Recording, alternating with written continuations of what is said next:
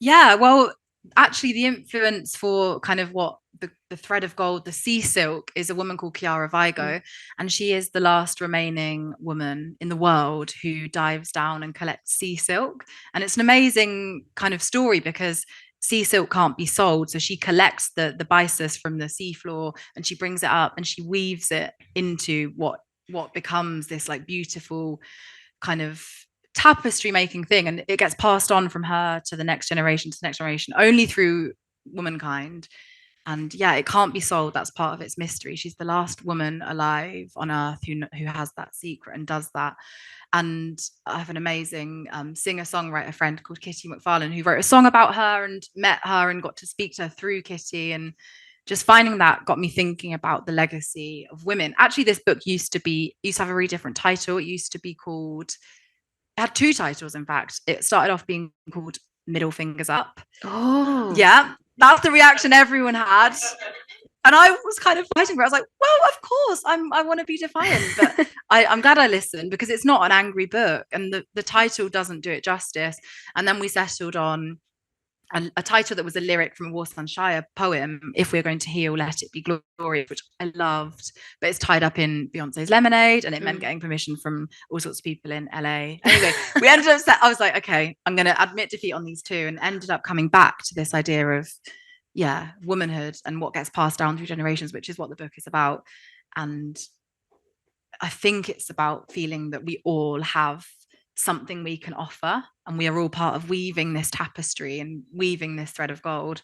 So yeah, I hope it makes people feel really inspired. Whoever picks up the book feels that they're a part of, yeah, creating this tapestry. Exactly. And I think that has actually been one of the most amazing things since the book's come out.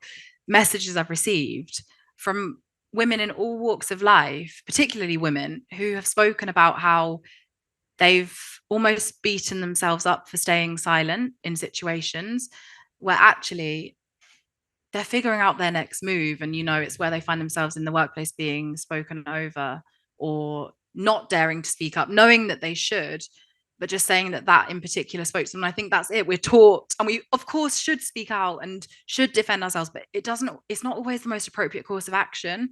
And actually, there is a real power in that. And I did so much research into, silent protests and what that means. And then, of course, that speech, which Michaela Cole gave when she was accepting her award, and she just said, don't be afraid to shut out the noise and see what comes to you in the silence.